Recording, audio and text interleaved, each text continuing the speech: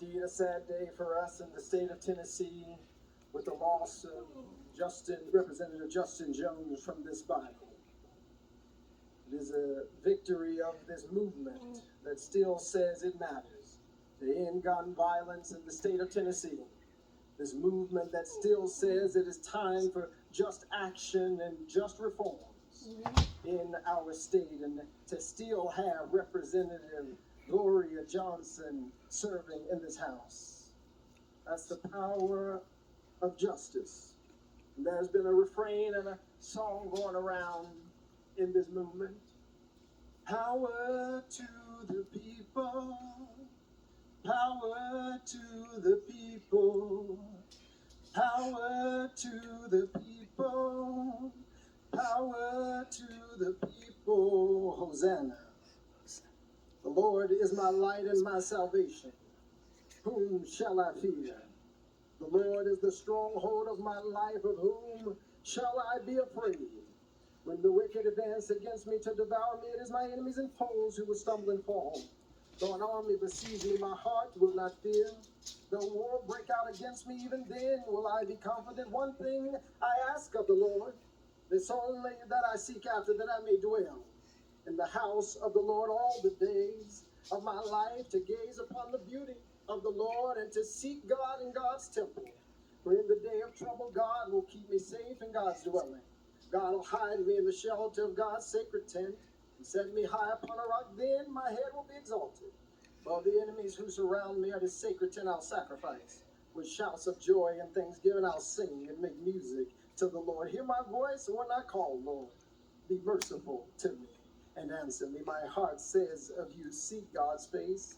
Your face, Lord, I will seek. Do not hide your face from me. Do not turn your servant away in anger. You have been my helper. Do not reject me or forsake me, God, my Savior. Though my father or mother, siblings or colleagues might forsake me, the Lord will receive me. Teach me your way, Lord. Lead me in a straight path because of my oppressors. Do not turn me over to the desires of my foes, for false witnesses rise up against me. Do not turn me over to the desires of my foes, for false witnesses rise up against me, spouting malicious accusations. I remain confident of this, that I will see the goodness of the Lord in the land of the living. Wait for the Lord. Be strong and take heart and wait for the Lord. I give thanksgivings to Dr. Kimberly Owens Pearson, Reverend Jason C. Pearson Sr., my fiance Oceanae, my brother Keyshawn, who stands in the gap for Jason II, Temperance, and Jalen, and to everyone in District 86 in Memphis and Millington of the community who is here demanding justice. We are here because of a tragedy. Covenant School shooting victims Catherine Coombs, Mike Hill, Cynthia Peete, Evelyn D. House, Haley Scruggs, and William Kennedy. We're here because of a tragedy. Because we spoke up about the tragedy of gun violence that continues to perpetuate and persist in our state. We're here today witnessing injustice against the First Amendment. We spoke up for gun control and the end of gun violence. We're here today being sought to be expelled from this, the People's House, for speaking up about the need for gun control because we broke some house rules. We're here today because of House Resolution 63, 64, and 65 rules. I will tell you that I was never told about. I learned about more rules in this House and our state constitution in the last 5 days than in my entire tenure. And as you have seen, and as we unfortunately have seen, the rules can be wielded to bend to the desires of a few. It is not sacrosanct for protection of everybody. I do, before I continue, have a few parliamentarian inquiries. If you will indulge me. One, when is it that evidence can be presented into the record? Evidence for our exposure. As a point of order, you stop the time. I got a few parliamentary inquiries before we keep going. This is part of your time because you're asking the clerk questions during your opening. Mr. Clerk. Okay, I'll retract those questions and then we'll ask them after. Okay. Thank you. It is said that I broke the Constitution. Article 2, Section 12, saying that each house has its own proceedings and you can punish members and things like that. Again, never informed about even these proceedings, denied due process, didn't know anything about this. I was never given an overview of these rules or informed the speaker, the chief clerk. Nobody reached out saying, hey, this is what you can expect. I've been serving officially District 86 for 10 days since our swearing in. I was sworn in the day of the Covenant shooting. And now being brought up against charges, if you will, that we broke the Constitution. Told in paragraph 2 that members of this assembly have permanent rules of order. Now, when did we sit down and we talk about these rules? I think they were voted on before I got here and was appointed by the Shelby County Election Commission.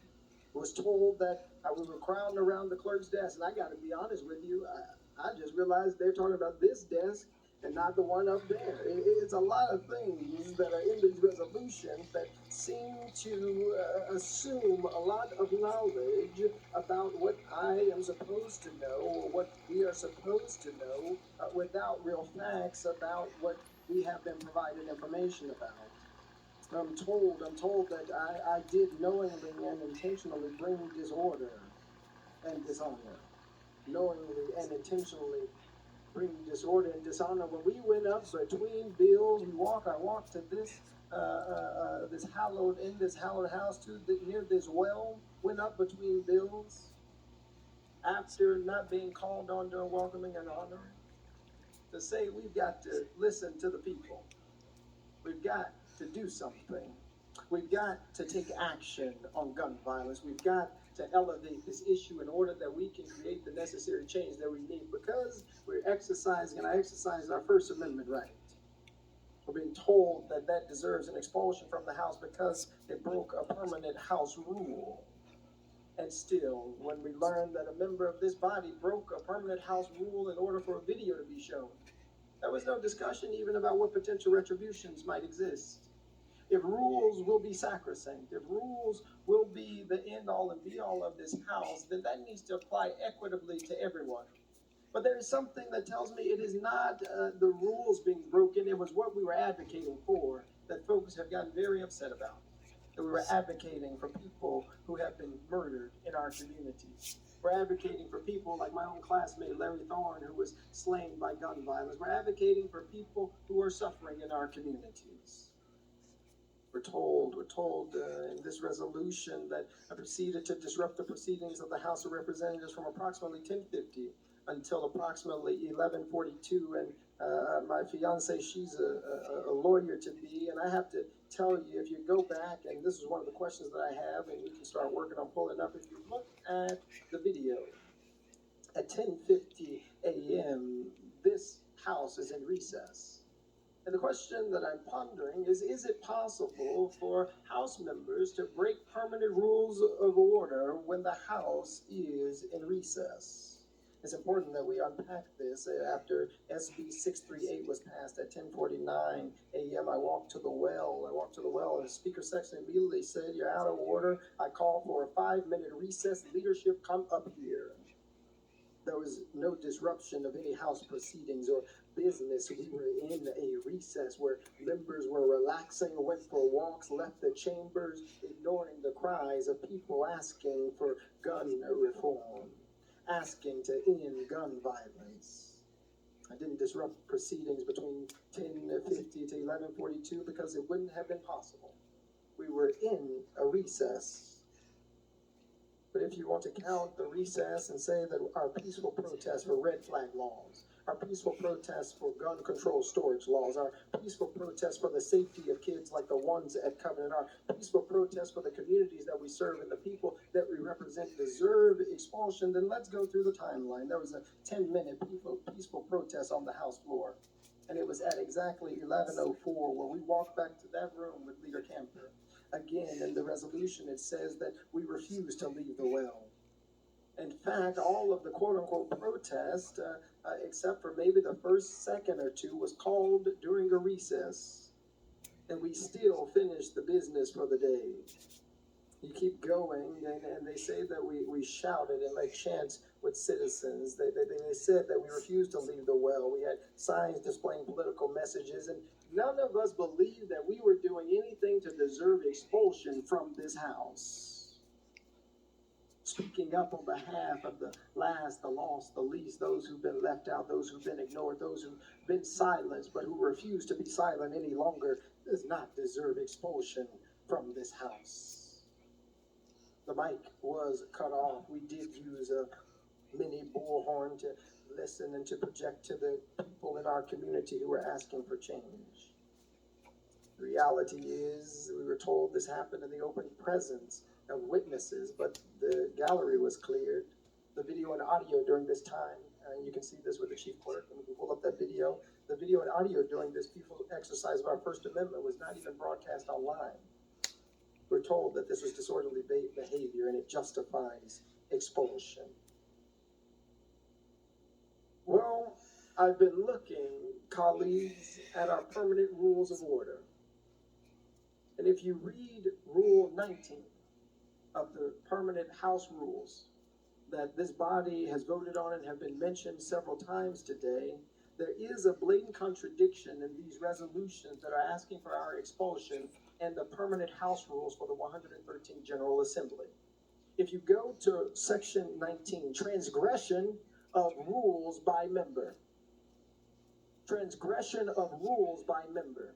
And it reads this, and I'll read it into the record. Any member who, in speaking or otherwise, transgresses the rules of the House, the Speaker shall, or any other member may, call such transgressing member to order, in which case the member so called to order shall immediately sit down, unless permitted to explain. And the House shall, if appealed to, decide the case without debate. If there be no appeal, the decision of the chair shall prevail. If the decision be in favor of the member called to order, such member shall be permitted to proceed without leave of the House. If otherwise, such member shall not be permitted to proceed. And here's the important thing, and which is really important for we who are being told we deserve to be expelled because of a breaking of these rules. In case any member objects and continues, stays at the well, you might say, for more than 30 seconds or something, without leave of the House. And if the case require it, such member shall be liable to the censure of the House, not expulsion. Those are the permanent House rules we voted on, or I've been told. It is not the fact that we walked up to the well. It was what we came up here talking about. That's what's at issue here. We're told that we have hurt the integrity and dignity of the House that our people elected us into. We received letters from Evan and Johanna and Evabel, Lucy, Heron, Nuseba, Lily, Makata, June, Gina. We've had folks like the Robinson family, the Fitzgeralds and others who come and reached out to us and said, thank you for standing up for right. Thank you for speaking up for such a time as this. And the reality is each of us have a responsibility to do so, to speak up for such a time as this. There is something I take issue with in paragraph 9 of our resolution. It says that it's deemed in the best interest of the people of the state of Tennessee and the body for Representative Pearson to relinquish his seat as a member of the House of Representatives. I want to be clear. We are not relinquishing our seat. With this vote, you are taking it. You are disenfranchising the people of District 86. You are disenfranchising tens of thousands of people in our state. We are not giving anything away. A few of my colleagues have talked about the Tennessee State Constitution in Article 2. And I invite each of you to go to Article 1, Section 2 of the Tennessee State Constitution. And it reads this way, that government being instituted for the common benefit, the doctrine of non-resistance against arbitrary power and oppression is absurd, slavish, and destructive of the good and happiness of mankind. That's what the forebearers of the state of Tennessee wrote. That's the Constitution you're talking about. Where they said that to have non-resistance against arbitrary power, against house rules, not criminal acts, is oppression, is absurd, leads to the destruction of the good and happiness of mankind. We've heard from thousands of people asking that we do something about gun violence.